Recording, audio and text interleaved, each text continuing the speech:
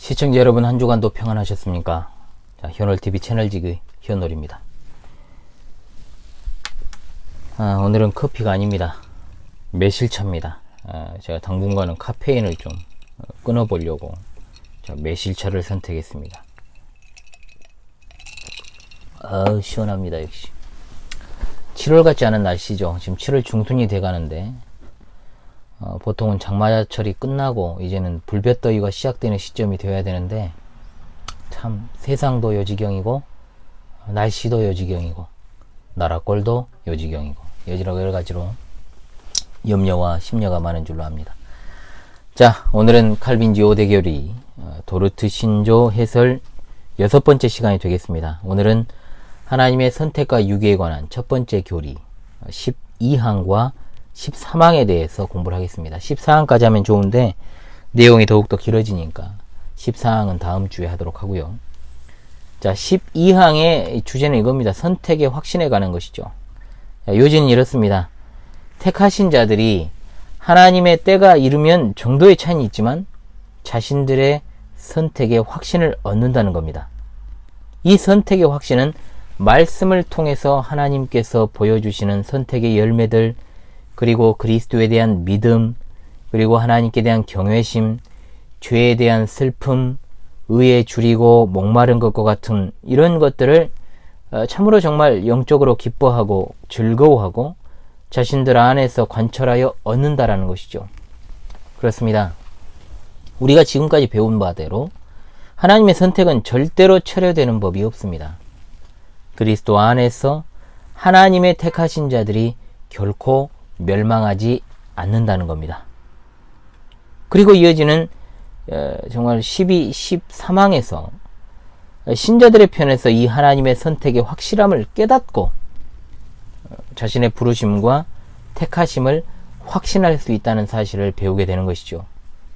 베드로 사도는 말합니다. 베드로서 1장 10절에 그러므로 형제들아 더욱 힘써 너희 부르심과 택하심을 굳게 하라 하였습니다.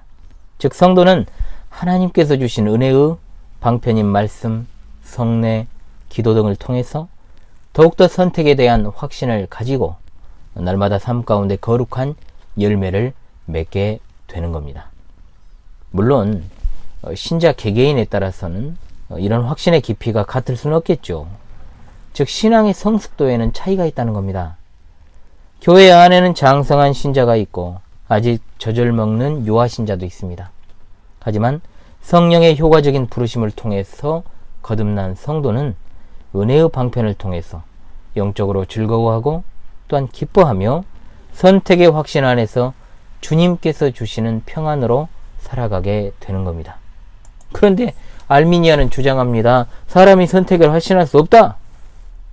그들은 인간이 어떻게 하느냐에 따라서 판가름이 나기 때문에 믿음 생활을 충실히 하면 선택의 확신이 생기고 믿음 생활을 대충 하면은 선택에 대한 확신이 없다는 식의 주장을 펼칩니다. 일견 좀 그럴듯해 보이지만 과연 그러한가? 이렇게 초조하고 불안하고 오락가락할 수밖에 없는 선택에 대한 확신이 과연 구원받은 성도의 모습이라 할 수 있느냐 말이죠. 이런 사람은 늘 강박증에 시달릴 것이고 이 문제와 죽을 때까지 씨름만 하다가 생을 마감하게 될 것입니다. 자, 반면에 열매 없는 삶을 사는 사람도 있습니다. 그런데도 불구하고 선택의 확신을 갖고 있다는 것 또한 참으로 그릇된 것입니다. 그런데 문제는 현실에서는 이런 사람이 상당수라는 것에 있습니다. 하나님의 선택하심에 따른 성령의 유효한 역사는 분명히 결단코 열매를 수반하게 되어 있습니다. 자, 12항에서 설명하는 것처럼 참된 믿음, 즉 세상을 신뢰하고 세상에 휩쓸려가는 것이 아니라 오로지 그리스도와 연합하여 그분만을 주인으로 모시고 순종하고 어린아이와 같은 순전한 믿음으로 하나님을 경외하며 자신의 죄에 대하여 애통하는 심령을 갖고 이제는 썩어져 버릴 육체에 속한 것들을 갈급해하는 것이 아니라 하나님의 의에 줄이고 목말라 하는 상태가 됩니다. 자, 그 열매로 좋은 나무냐 나쁜 나무인가 이것을 구별할 수 있다라고 주님은 말씀하십니다. 우리 주님께서는 산상설교에서 말씀하신 팔복, 이 팔복은 8가지 복이 복받는 비결이 아니라 그리스도인이 맺게 되는 성품, 즉 그 열매를 말하는 것이죠. 그러므로 여러분 모두가 선택에 대한 확신적인 신앙을 가지고 살아갈 수 있기를 간절히 바랍니다. 자, 이어지는 13항도 선택의 확신이 가지고 있는 가치에 대해서 진술을 합니다. 13항의 요지는 이렇습니다. 이렇게 하나님으로부터 자신이 선택받았음을 확신하는 것은 하나님의 자녀들에게 있어서 늘 그분 앞에서 겸비하고 하나님의 자비하심을 찬송하며 또한 자신을 정결하게 하고 하나님께 감사하고 그 크신 사랑을 먼저 보이신 하나님께 열렬한 사랑을 돌려드릴 이유가 된다는 것입니다. 이 선택의 교리가 어떤 자들이 말하는 것처럼 신자를 방만하게 하고 나태하고 게으름과 같은 어떤 육적인 잠을 자게 만들지 않는다는 거죠. 오히려 이런 형태는 분별력이 없이 선택의 은혜를 받았다고 스스로 주장하거나 이 은혜에 대해서 무익하고 뻔뻔스럽게 이야기를 하며 택자가 걷는 길로 행하기를 거부하는 사람들에게서 일어나는 것입니다. 자, 그렇습니다. 자신에게 있어서 선택이라는 것이 확실하다는 것을 알게 되면 가장 먼저 하나님 앞에서 정말로 엎드려 부복하고 낮추는 것이 정상 아니겠습니까? 왜냐? 선택에 있어서 어떤 나 자신에게서 나온 공로나 조건이 근거가 된 것이 아니라 오로지 하나님 편에서 일방적으로 내게 주어진 것임을 믿기 때문에 그렇습니다. 그러므로 택함받은 자의 특징은 겸손과 겸비입니다. 전에는 하나님을 대적하기 바빴던 심령이 이제는 하나님의 자비하심과 긍휼하심을 찬양하고 선택의 목적이 바로 거룩한 삶임을 깨달아 알아서 자기 자신을 거룩하고 성별하고 깨끗이 하는 것이죠. 또한 하나님의 계명을 지키는 이유가 구원받기 위한 것이나 또는 공로를 인정받기 위한 것이 아니라 하나님을 사랑하기에 그분의 계명을 지키는 일에 힘쓰는 것입니다. 공로주의라고 하는 것은 필연적으로 행위구원론으로 떨어질 수밖에 없습니다. 그런데 어떤 사람들은 이런 선택의 가르침이 하나님의 자녀를 게으르게 만든다라고 주장을 합니다. 즉 하나님의 계명을 지키는 걸 소홀히 해도 방만하게 살아도 하나님께서는 선택하신 자를 구원하실 것이다. 참 이런 말 많이 하죠. 그런데 이런 말은 여전히 육신에 속한 사람들이 하는 말입니다.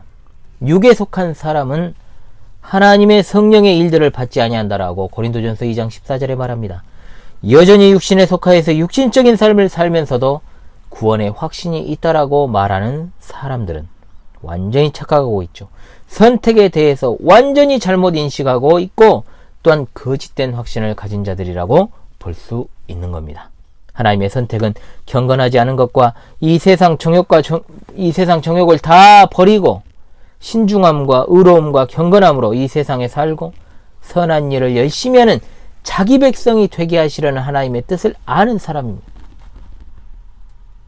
즉 선택에 대한 지식을 알았다거나 또는 깨달음을 얻었으므로 내가 구원을 받았다라는 주장은 오래된 영지주의에서 나온 사악한 생각인데, 영주주의란 게 뭡니까? 구원이란 영적인 진리에 정말 그러니까 구원 자체가 영적인 진리에 대한 지식을 가지는 것이 바로 구원이다. 알미라는 것과 깨달음을 굉장히 강조하지 않습니까? 그래서 깨달음을 통해 구원에 이른다는 하나의 철학 사상으로 마귀에게서 나온 사상입니다. 초기 기독교회와 지금까지도 심각한 영향을 끼치는 그런 이단으로서 현재는 이제 구원파 집단이 이런 영지주의적 분파의 한 부류라고 보시면 되겠습니다. 자, 오늘 12, 13항 선택의 확신과 그리고 그 가치에 대해서 공부를 했습니다. 자, 복습을 여러분 충실히 하시고요. 제가 오늘 좀 막 컨디션이 좋지가 않아가지고 좀 녹화에 좀 애를 먹었습니다. 자, 여러분 좀 양해를 부탁드리고요. 다음 주 14항에 대한 수업으로 찾아오도록 그렇게 하겠습니다. 이 강의를 시청하시는 여러분 모두에게 구주 예수 그리스도를 통한 구원의 은혜가 임하기를 간절히 소망합니다. 감사합니다.